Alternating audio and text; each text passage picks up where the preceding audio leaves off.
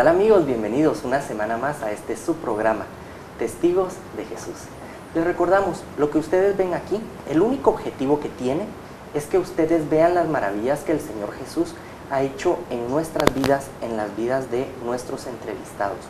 Pero lo más importante es que Él puede obrar estos milagros y milagros aún mayores en tu vida. Lo único que tú tienes que hacer es abrirle tu corazón, entregarle tu alma y decidir servirle y seguirlo con todas tus fuerzas y con todo tu amor. Y Él va a actuar en ese problema que tú tienes, en esa misión que parece imposible, y Él va a hacer ese milagro que tú necesitas. Hoy nos encontramos nuevamente con Amílcar Segovia, sin cambiarle de nombre, se ve mejor. Y vamos a recapitular un poco tu testimonio y lo que habíamos platicado en la primera parte de nuestro programa. Amén. Eres un niño que nace en la ciudad de Guatemala, pero se va a vivir al interior del país, hijo de una madre maestra y de un padre transportista que no te orientan en tus primeros años en la formación religiosa cristiana porque no se creía en Dios dentro de tu casa. A ti te diagnostican con distrofia muscular, una enfermedad que te terminaría de llevar a la muerte aproximadamente a los 18 o 20 años, según el pronóstico médico, pero tienes una mamá sabia y amorosa que ora por ti y te entrega a los pies del Señor Jesús y le permite ella guiar tu vida, y ella le dice a Dios que va a guiar tu vida para que tú le sirvas. Entonces empiezas a tocar el teclado en la iglesia del Inmaculado Corazón de Jesús, en Don Bosco, donde estudiabas, y ahí empieza en parte su servicio. Yo te decía entonces que de ahí en adelante tu vida ha sido miel sobre hojuelas y que no has tenido pruebas que seguir. Porque realmente muchas personas piensan que los que hemos decidido testificar y servir al Señor Jesús no sufrimos y no padecemos y no tenemos que levantarnos todos los días y trabajar, y eso no es así. Somos personas tan normales, comunes y corrientes, tan pecadoras, tan con pruebas, igual como cualquier persona que nos está viendo en tele, pero lo único es que decidimos amar y servir al Señor Jesús. Eclesiástico 2. Si intentas seguirme, prepárate para la prueba. Acepta todo cuanto te sobrevenga. Aguanta dolor, enfermedad, sufrimiento, miseria. Porque el valor del oro se prueba en el fuego y el valor del hombre en el horno del sufrimiento. Y tiene un verbo ese texto que a mí realmente me conmueve. Dice, cuando llegue la prueba, aférrate. Eso quiere decir, agárrate con todas tus ganas a Jesús. Aférrate a Jesús. Y nadie está exento de pruebas. Y las pruebas no son ni falta de amor de Dios hacia nosotros, ni consecuencia de pecado de nosotros mismos, porque hay gente que dice, saber que estaré pagando, estoy pagando los elotes que no me comí, y no es cierto, ¿sí? A mí me gusta más como lo dice Rubén Blades, si naciste pa' martillo, del cielo te caen los clavos. Definitivamente, ¿te acuerdas de esa canción Plástico? Sí. Y es que muchas veces pensamos que cuando uno decide entregarle su corazón completamente al Señor Jesús, va a ser un cuento de hadas, y lo es, porque estar compartiendo con Jesús aquí en la tierra es un cuento de hadas, es una experiencia maravillosa, llena del amor de Dios, que es lo único que uno necesita para ser feliz, y Él realmente le da la vuelta a uno como calcetín y lo pone hacia afuera, y la vida empieza a tener otro sentido.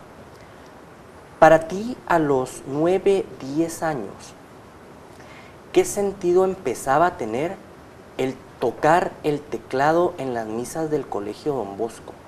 ¿Te hacía clic en ese momento o qué era otra vez los padrecitos con que yo tenga que tocar?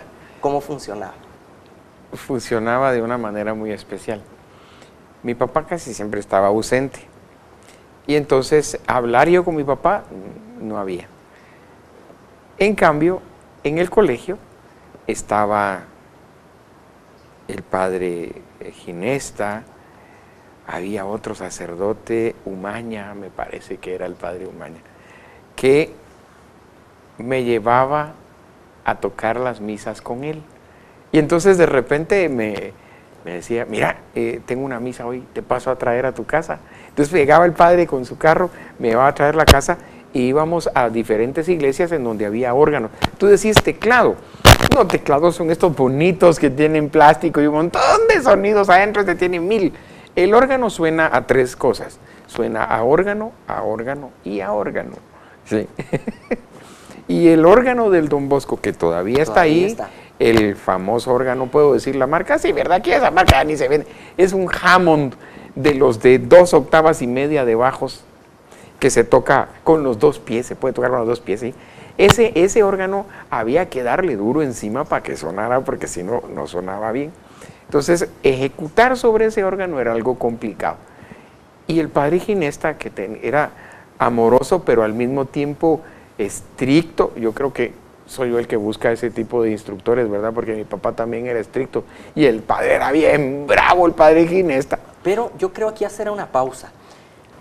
Como seres humanos no nos gusta la corrección, pero aquellas personas que realmente se interesan por nosotros y que realmente se preocupan y nosotros les interesamos, son las que te dan el jalón de oreja cuando lo necesitas y que te dan la palmada de felicitación cuando has enderezado el camino. Porque muchos jóvenes que pueden estar viendo en este momento el programa pueden decir, sí, hombre, es que mi papá me jala las orejas demasiado.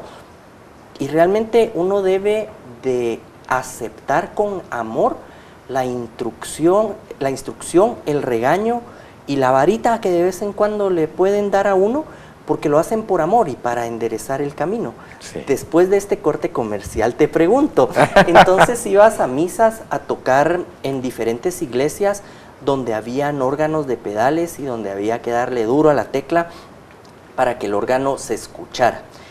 ¿Y cómo transcurre tu vida en el Colegio Salesiano Don Bosco? ¿Te gradúas de bachiller? No vayamos tan rápido. ¿Qué pasó? Quiero contar algo más. ¿Qué pasó en la primaria? Quiero contar algo más. Esto de ser el organista de primaria y después de secundaria, claro, esto me trae como un reconocimiento de parte de todos mis compañeros y de parte de los sacerdotes. Y recibo cosas tan agradables, por ejemplo, de el padre Sétimo Rosoni, que cuando estábamos en segundo básico y éramos canelita fina, a los 14 años uno es molestón, ya.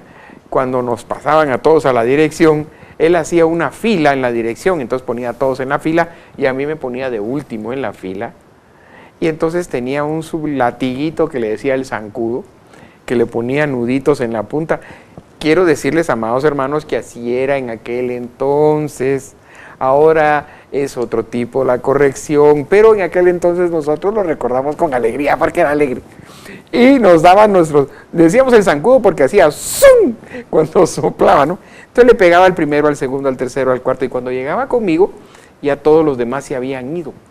Entonces a mí no me pegaba, sino que me decía, deja de molestar. Y yo tenía un cuello, una preferencia, algo especial. Y era maravilloso tener como otro papá. El padre Sétimo Rosoni me llevó en su Vespa 90 y me decía, te venís conmigo, mientras que todos se van en el bus a la excursión. Y él se llevaba su Vespa 90 y yo me iba sentado atrás de la Vespa de él, solo el padre y yo. Y eso era algo muy especial. Aclaremos. Ajá. ¿90 era el motor o era el modelo? No, el modelo debe haber sido 60 y algo. Porque si no, la Vespa... La Vespa en los 90 ya no existía. Ya no existía. Por eso hago la aclaración. Era una Vespa motor 90 centímetros de cabal, tienes razón. Correcto. Sí. Entonces, esta etapa, digamos, la recuerdas como una etapa de formación bajo la tutela del sistema preventivo de Don Bosco y los sacerdotes salesianos que te llevan a graduarte de bachiller del Colegio Salesiano Don Bosco. ¿En qué promoción? En la 29 promoción, gloriosa promoción 29, que nos seguimos reuniendo. Por cierto, un saludo a la Minga, que tal vez me puede ver Ojalá que se acerque al canal y que vea un poco esto. Promoción 29. Sí. ¿Quién era el director en esa época del colegio? Hubo varios directores, en secundaria me recuerdo de Ramón Ruiz del Arco, que ya no era director, después creo que fue el padre Séptimo Rosoni, fue también el padre Hugo Estrada, fue director, padre Hugo que tiene mucho que ver con mi fe y mi conversión, el padre Hugo es mi padre en la fe, con él comenzamos en el grupo de oración a los 14 años, o sea, estaba en segundo básico. Y aquí pasó algo especial. Cuando estaba en segundo básico, mi papá se va de la casa, se fue con otra persona. Su siguiente pareja, como tú lo dices, y qué bueno que me pusiste esas palabras en la boca, porque uno a veces va a decir, se fue con la... No, fue su siguiente pareja. Bendito sea Jesús, que Dios te bendiga. Sabio.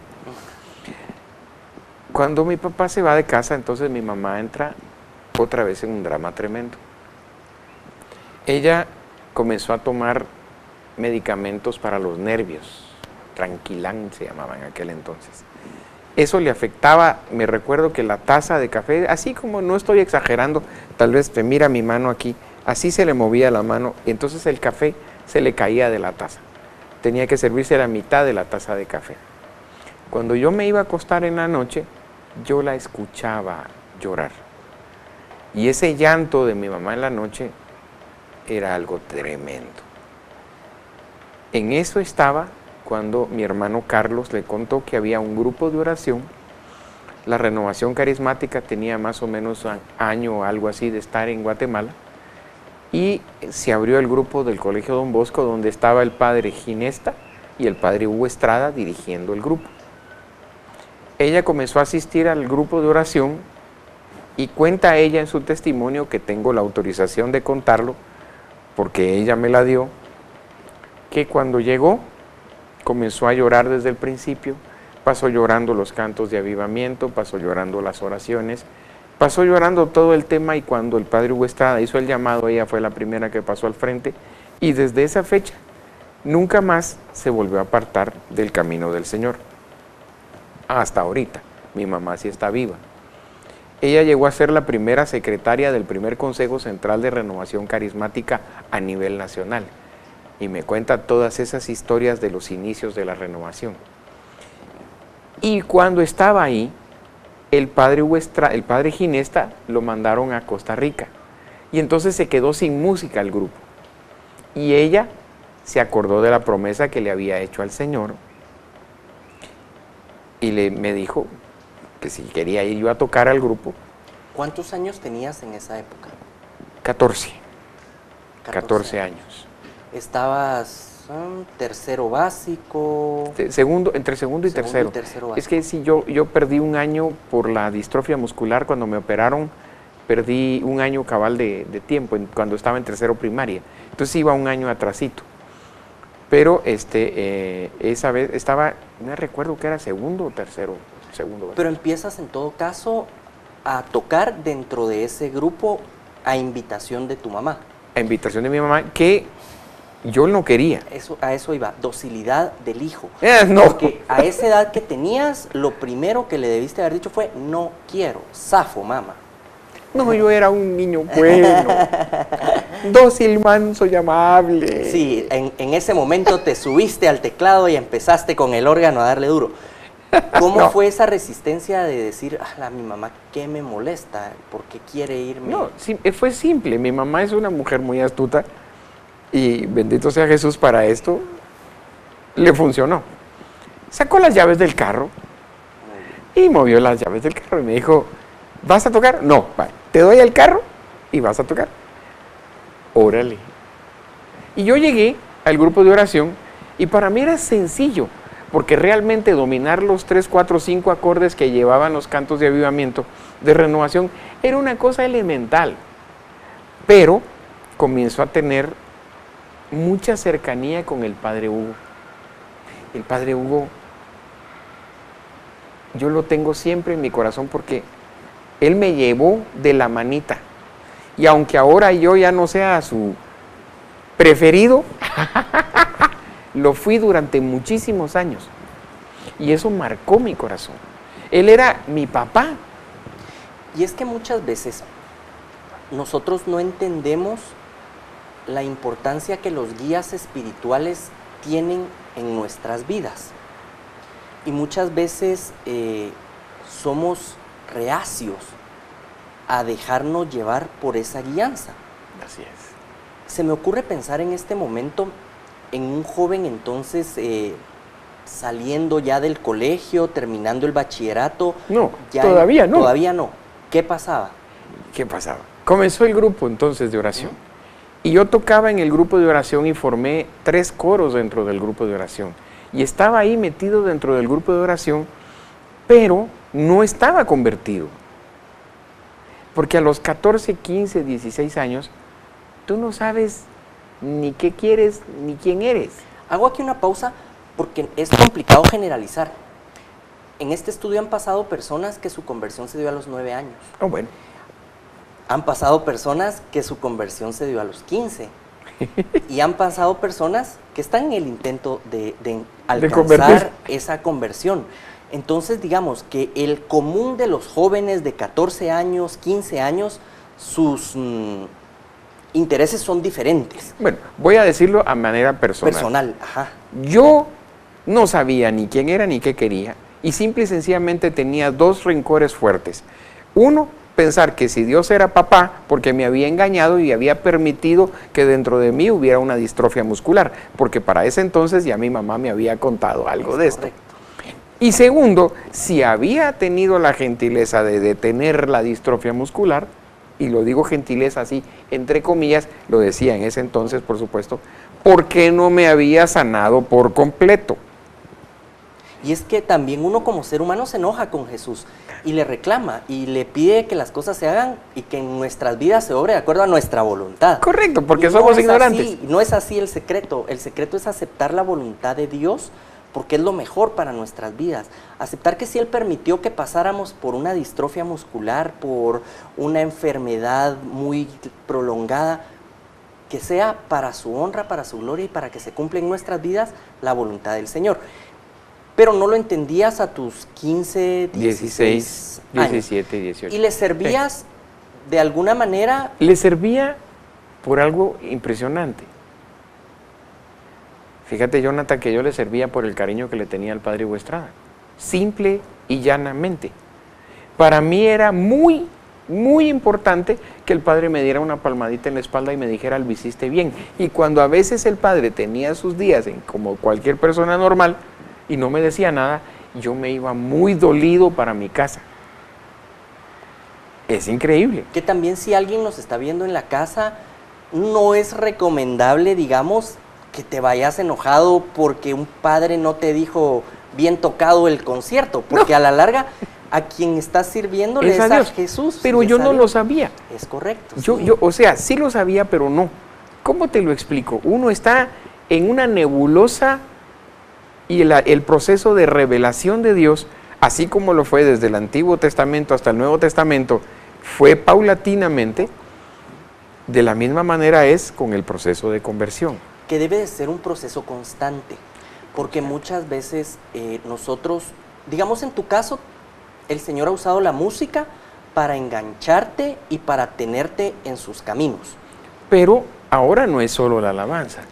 Digamos, vamos, porque estamos hablando que esto es un proceso. Sí. El Señor utilizó la música para engancharte y tenerte en sus caminos. Correcto. Utilizó a los padres del Don Bosco para avivar tu fe. Especialmente al padre Hugo. Para seguirte dando, digamos, tus guianzas y para que tú siguieras conociendo, estudiando digamos, en la clase de religión, estudiando la Biblia y conociéndote yo lo quiero decir así puntual. Si no hubiera sido por el padre Hugo Estrada, yo no estaría aquí. ¿Verdad? Definitivamente.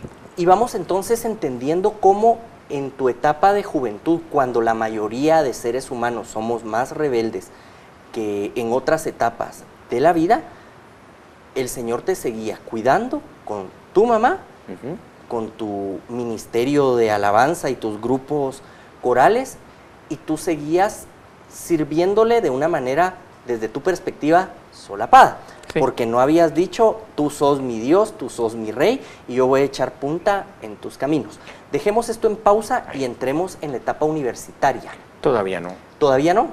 ¿Qué hace falta? Falta Adelante. algo muy especial. Adelante. En ese inter, vamos a tener que hacerlo así breve, ¿no? En ese inter vino el padre Emiliano Tardif a Guatemala y se hacían unas plenarias, se llamaban, en el gimnasio del Colegio Don Bosco. El padre Emiliano, con un don de sanidad impresionante, era algo impresionante. Yo fui esa noche, tal vez ya estaba en la universidad, es cierto, ya estaba en la universidad, pero yo me metí a la universidad y nunca di bola. Esa noche llegué con un amigo mío, Ángel, que tenía la mitad del cuerpo paralizado. Entonces aquel tenía su mano algo así, su pierna algo así, y como caminaba raro, yo no me sentía raro a la par de él, porque yo también camino raro por la distrofia muscular. Estábamos sentados delante del equipo de audio, manejando el audio, cuando el padre Emiliano dice que hay un hombre que tiene la mitad del cuerpo paralizado. Y yo lo veo y pensé, no puede ser si después de ese grupo, de esa comunidad, ya nos íbamos a ir yo me iba a llevar a una muchacha, y no para cosas de Dios. ¿Ok? Si te das cuenta, habían pasado unos años y estaba entre sí y no. Y entonces el padre dice, la mitad que tiene paralizada, la tiene caliente. Yo extendí mi mano y toqué la pierna izquierda y estaba fría, porque el gimnasio en la noche hace frío. Y la pierna derecha estaba tan caliente como una taza de café, Jonathan. Una señal real ahí. Esa noche no sé de qué habló el padre, pero sí sé lo que dijo después de esa palabra. Y lo que me dijo el Señor esa noche es, no te voy a sanar por completo, sino que me interesa que asistas a la comunidad, porque quiero que al asistir a la comunidad, tu fe vaya creciendo. Y yo no entendía. Yo decía, ¿cómo es posible? Así lo hizo conmigo. Es un mentiroso, igual que con mi papá. Y levantame mi puño al cielo y renegaba. Pero dime. Y es que muchas veces nosotros tratamos de que el Señor actúe de acuerdo a nuestra voluntad y no a la voluntad de Él. Y si vemos en la Biblia, muchas de sus sanaciones, Él primero perdonaba los pecados y sanaba el alma, y posterior a eso sanaba la dolencia física que la persona tenía, porque debemos recordarnos siempre que al Señor lo que le interesa de nosotros no es el empaque que nos ha puesto para venir a este mundo, sino realmente lo que hay en nuestra alma, lo que hay en nuestro espíritu, lo que hay en lo que comúnmente nosotros le decimos en nuestro corazón, sin que digamos que al Señor no le importe el cuerpo, porque Él también puede y nos puede salvar, en mi caso, regresar de una muerte de 10 minutos, en tu caso, una dolencia con tus músculos. Sí, porque en mi caso primero fue la sanidad y después vino la fe. Pero más o menos igual fue con la mujer hemorroísa, con los 10 leprosos, solo uno regresó y después les decía, tu fe te ha salvado. Porque ellos fueron buscando un milagro y se encontraron con Jesús. Y fíjense, amadísimos hermanos, que eso nos pasa a muchos. Llegamos a la iglesia buscando un milagro y tenemos que terminar encontrándonos con el Señor. Porque si solo nos encontramos con el milagro, es como que le dieras una ficha de A25 al mendigo en la calle. Le va a solucionar el problema de 2 tortillas, pero no el problema del hambre completamente. Es igual, no vas a tener salvación, solamente una santidad. Lázaro resucitó, pero para volverse a morir, ¡pobre Lázaro! ¡Qué tremendo! Pero seguramente Lázaro está a la par del Señor Jesús. Bien, ahorita sí. Muera su casi su hermano sueño. Amado, todo, definitivamente están compartiendo. Hemos llegado al final de esta segunda parte de tu testimonio. Dejaste a la audiencia picados, así es. Ojalá. Que a ustedes que están allá en casa les agradecemos nuevamente por habernos acompañado en este programa de Testigos de Jesús a través de Jesús TV. Los invitamos a que nos sigan a través de nuestras redes, en el Facebook, en el Twitter, o que nos busquen en nuestros programas a través de YouTube. Esperamos que la paz, el amor y la serenidad de nuestro Señor Jesucristo reine en sus vidas, en sus hogares, en sus corazones, y será hasta la próxima semana. Nos vemos. Amén.